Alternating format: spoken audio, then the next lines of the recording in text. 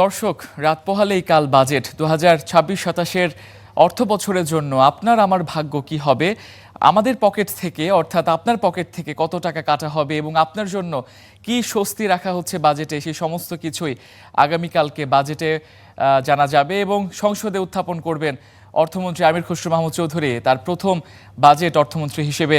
এবং সেই বাজেটে আসলে কি থাকছে কি থাকছে না বা কতটুকু আপনার জন্য স্বস্তিদায়ক হচ্ছে সবকিছুই আপনাদেরকে খুব সহজে জানানোর চেষ্টা করব।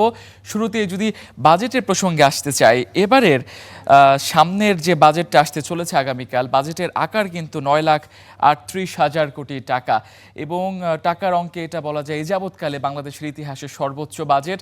এবং প্রতিটি রাজনৈতিক সরকারই চেষ্টা করে তাদের বিগত বছরগুলোর থেকে সামনের অর্থ বছরের বাজেটটাকে একটু বড় করার, এবং সেই ধারাবাহিকতায় কিন্তু এবার বেশ অনেকটাই বড় ৯,৩৮,০০০ কোটি টাকার একটা বিশাল টার্গেট সরকারের সামনে। এবং এটি কিন্তু বাংলাদেশের যে মোট দেশজ উৎপাদন রয়েছে বর্তমানে, সেটা সংশোধিতভাবে ৬০ লাখ কোটি টাকার কিছুটা বেশি। এই মোট দেশজ উৎপাদনের প্রায় ১৪% কিন্তু আসছে বাজেট হতে চলেছে। এবং আগামী অর্থ বছরের জন্য মোট দেশজ উৎপাদনের যে টার্গেটটা, সেটা গত বছরের সংশোধিত প্রায় ৬০ লাখ কোটি টাকা থেকে বাড়িয়ে কিন্তু ৬৮,৩১,৬০০ কোটি টাকা হতে পারে, এমনটাই কিন্তু সম্ভাবনা জানিয়েছে সরকার। এখন যদি একটু আপনাদেরকে জিডিপি প্রবৃদ্ধির টার্গেটের দিকে যদি যাই, জিডিপি প্রবৃদ্ধির যে টার্গেটটা সরকার দিয়েছে সেটা হচ্ছে ৬.৫%, অর্থাৎ আগামী অর্থ বছরে সরকার চাচ্ছে জিডিপির প্রবৃদ্ধি হবে ৬.৫%। তবে বিশ্বব্যাংক বলছে যে এই জিডিপি প্রবৃদ্ধি ৪.৬%-র বেশি হবে না, এবং আন্তর্জাতিক মুদ্রা তহবিল বা আইএমএফ তো আরও কমিয়ে বলছে ৪.৩%-এর বেশি কিন্তু জিডিপি প্রবৃদ্ধি হবে না। তবে সরকার প্রত্যাশী যে দেশের যা অর্থনৈতিক কাঠামো বা দেশের যে অর্থনৈতিক কার্যক্রম সবকিছু বিবেচনায় সরকারের হিসাব বলছে ৬.৫ অর্থাৎ ৬.৫% জিডিপি প্রবৃদ্ধি কিন্তু হতে পারে। হবে কিনা সেটা এখন দেখার বিষয়।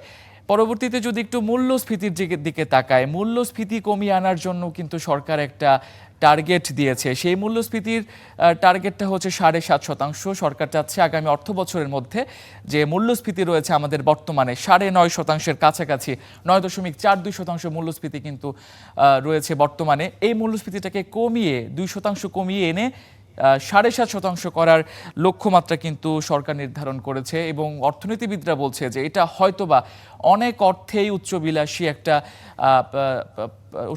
একটা নীতি সরকারের হতে পারে, তবে সেটা বাস্তবায়ন হোক এটাই প্রত্যাশা থাকবে। একটু যদি বাজেট ঘাটতির দিকে আসি, সরকারের যে এত বড় একটা বাজেট, ৯,৩৮,০০০ কোটি টাকার একটা বাজেট, এই বাজেটের কিন্তু পুরোটা অর্থই সরকার নিজের উদ্যোগে বা দেশীয় সম্পদ দিয়ে কিন্তু এই বাজেট পূরণ করা সম্ভব নয়। বাজেটে একটা বড় অঙ্কের ঘাটতি রয়েছে। তবে সরকার যেটা বলছে যে তাদের সক্ষমতা অনুযায়ী ৬,৯৫,০০০ কোটি টাকা সরকার এই অর্থটা জোগাড় করতে পারবে। বাদ বাকি বাজেট ঘাটতি রইল ২,৪৩,০০০ কোটি টাকা, যেটা মোট বাজেটের প্রায় ২৫%। বিপুল সংখ্যক একটা বাজেট ঘাটতি কিন্তু এবারও লক্ষ্য করা যাচ্ছে। এবং বাংলাদেশের মোটামুটি বলা যায় গত এক দশক যাবতীয় আমরা এটা লক্ষ্য করছি যে প্রত্যেক বছরই বাজেটে একটা ঘাটতি থাকে, এবং বাজেটের ঘাটতি পূরণ করতে গিয়ে সরকারকে বেশ অনেকটাই বেগ পেতে হয়।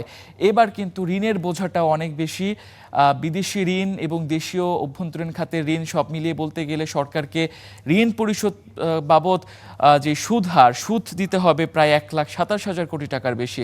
তো সরকারের উপরে বেশ অনেকটাই চাপ কিন্তু রয়েছে সামনের অর্থ বছরে। যদি এই যে বাজেট ঘাটতিটা, এই ঘাটতির অর্থটা আসবে কোথা থেকে, এই প্রশ্নটা আপনার মনে জাগতে পারে। এটার জন্য কিন্তু সরকার দুইটা রাস্তা চিন্তা করছে, এবং আরেকটা রাস্তা রয়েছে যেটা খুবই অল্প পরিমাণে অর্থ সেখান থেকে আসবে। প্রথমে যেই সরকার যে পথে হাঁটবে সেটা হচ্ছে অভ্যন্তরীণ উৎস থেকে সরকার এই ঘাটতি পূরণ করার চেষ্টা করবে। অভ্যন্তরীণ উৎস থেকে যখন সরকার অর্থ জোগাড় করে তখন সেটা মূলত ব্যাংকিং খাত থেকে ব্যাংক লোন হিসেবে আমরা চিনি। অভ্যন্তরীণ উৎস থেকে সরকার ১,২৭,০০০ কোটি টাকার বেশি হচ্ছে সংগ্রহ করার চিন্তা ভাবনা করছে। এবং বিদেশি উৎস বা বৈদেশিক যে ঋণ, সেই ঋণ থেকে সরকার ১,১১,০০০ কোটি টাকা আদায়ের লক্ষ্যমাত্রা চিন্তা ভাবনা করছে। তবে বিদেশি ঋণটা পুরোটাই বলা যায় যে একটু অনিশ্চয়তার মধ্যে রয়েছে, কারণ আইএমএফ এর ঋণ যদি নিতে হয় তাহলে আইএমএফ এর হচ্ছে যে শর্তগুলো, সেই শর্তগুলো পূরণ করতে হবে, যেটা অনেকাংশে সরকারের জন্য কঠিন হয়ে দাঁড়াবে। এবং অনুদান থেকে সরকার 5,000 কোটি টাকা পেতে পারে এমনটা প্রত্যাশা কিন্তু সরকার করছে। এবার যদি একটু বাজেটের রেভিনিউয়ের দিকে যাই, অর্থাৎ সরকার বাজেট থেকে ঠিক কোন খাত থেকে বা কিভাবে এই যে সরকার 6,95,000 কোটি টাকা নিজস্ব অর্থায়ন বা সরকারিভাবে বা দেশজভাবে যে আদায় করার চিন্তা ভাবনা করছে, এটা এই অর্থ আসলে কিভাবে জোগাড় করবে? মূলত সরকারের যে রাজস্ব আদায় তার বেশিরভাগ অংশই করে থাকে জাতীয় রাজস্ব বোর্ড বা এনবিআর। এবারেও কিন্তু এনবিআরকে একটা বলা যায় বিশাল বড় একটা টার্গেট দেওয়া হয়েছে, 6,04,000 কোটি টাকার টার্গেট, যেটা সরকারের মোট রাজস্ব আদায়ের 87%। অর্থাৎ এনবিআর এর ঘাড়ের উপরে কিন্তু একটা বিশাল বড় টার্গেট দেওয়া হয়েছে। এই টার্গেট পূরণ করতে পারবে কিনা এটাই প্রশ্নের জায়গা, কারণ বিগত সময়গুলোতে আমরা দেখেছি যে এনবিআরকে টার্গেট দেওয়া হয়েছে, এনবিআর সেই টার্গেট পূরণ করতে পারেনি। এবং এনবিআর বহির্ভূত বিভিন্ন খাত রয়েছে, যেমন আমরা ভূমি কর দিয়ে থাকি, সেই ভূমি কর, আমরা যানবাহন ব্যবহার করি সেই মোটরযানের উপরে কর, এসব এনবিআর বহির্ভূত ট্যাক্স, এগুলো থেকেও কিন্তু সরকার 25,000 কোটি টাকার মতো আদায় করবে, যেটা মোট রাজস্বের 4%। এবং কর বহির্ভূত কিছু রাজস্ব রয়েছে, যেমন আমরা পাসপোর্ট বা ভিসার জন্য ফি জমা করে থাকি, এরকম সরকারি বিভিন্ন ফি আমরা দিয়ে থাকি। এসব খাত থেকে সরকার 66,000 কোটি টাকা আদায় করার চিন্তাভাবনা করছে, এবং সেটা মোট রাজস্বের বলা যায় 9%। এবার আমরা যদি আসি এনবিআর এর ওপরে যে একটা বিশাল বড় টার্গেট দেওয়া হয়েছে 6,04,000 কোটি টাকার, মোট রাজস্ব 87% যে এনবিআর এর উপরে টার্গেটটা দেওয়া হয়েছে, এনবিআর কিভাবে এটাকে আদায় করবে সেই বিষয়টা একটু যদি আপনাদেরকে জানাতে চাই। মূলত প্রধান যে খাতটা এনবিআর যেটা দেখছে সেটা হচ্ছে আয়কর।